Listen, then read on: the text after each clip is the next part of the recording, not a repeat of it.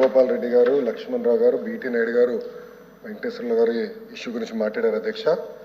ప్రధానంగా ఎన్డీఏ ప్రభుత్వం అధికారంలోకి వచ్చే ముందల చాలా స్పష్టంగా ఎంతమంది బిడ్డలు ఉంటే అంతమంది బిడ్డలకి ఇస్తామని హామీ ఇస్తాం జరిగింది. ఆ హామీకి మేము కట్టుబడి ఉన్నాం.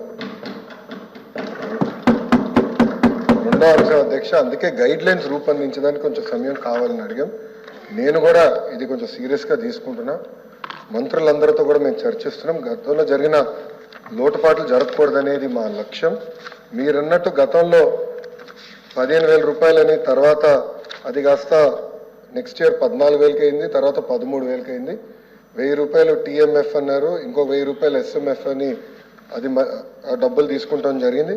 అంతేకాకుండా ఎలిజిబిలిటీ క్రైటీరియా కూడా మార్చడం జరిగింది అధ్యక్ష.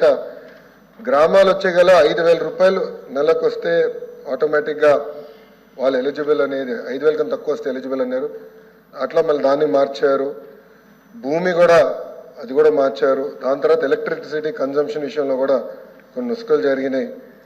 ఇంతేకాకుండా పాదయాత్రలో కూడా నేను అనేక మందిని కలిసినప్పుడు వాళ్ళు చాలా స్పష్టంగా, మేము ఇప్పుడు అప్పు చేసి ఒక 4 వీలర్ 4th హ్యాండ్ బండి కొన్నాం అంటే 30,000 రూపాయలు 40,000 రూపాయలు పెట్టి ఒక స్కార్పియో కొనుక్కున్నాం.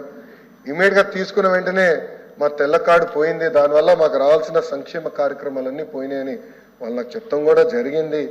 ఇది కూడా మేము డిస్కస్ చేస్తున్నాం.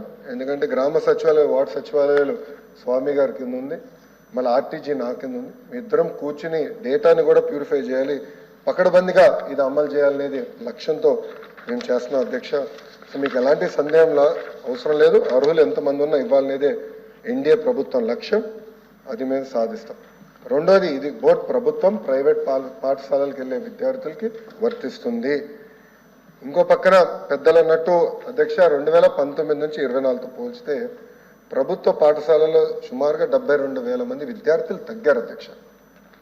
ఇది కూడా మేము చర్చిస్తున్నాం. ఎందుకంటే నాడు నేడు కార్యక్రమం ద్వారా వేలాది కోట్ల రూపాయలు ఖర్చు పెట్టిన విషయం వాస్తవం. కానీ ఎందుకు విద్యార్థులు తగ్గారు? అందరితో చర్చిద్దాం, సంఘాలు అందరినీ కూర్చోబెడదాం, మాట్లాడదాం, వచ్చే సంవత్సరం నుంచి అమలు చేద్దాం. నాకు నచ్చింది కనుక ఇది ఇద్దాం, నాకు నచ్చలేదు కనుక ఇది తీసేద్దాం అనేది కరెక్ట్ కాదు. చర్చించిన తర్వాత నేను నిర్ణయం తీసుకుందాం అనేది ఒక లక్ష్యంగా మేము పెట్టుకున్నాం. పెద్దలు వెంకటేశ్వర గారు అన్నట్టు వాస్తవం, ప్రభుత్వ పాఠశాలలో అడ్మిషన్స్ తగ్గుతున్నాయి అంటే ఎలాంటి సందేహం లేదు. ఒక పక్కన ఎన్డీఏ ప్రభుత్వం రిక్రూట్మెంట్ కూడా చేస్తుంది. మీరు చూసారు, దాదాపు 16,000 మంది ఉపాధ్యాయుల రిక్రూట్మెంట్కి మేము తొలి అడిగేసాం. అది మేము నెక్స్ట్ అకాడమిక్ ఇయర్కి మేము పూర్తి చేస్తాం.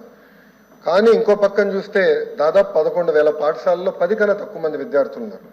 ఎందుకున్నారు?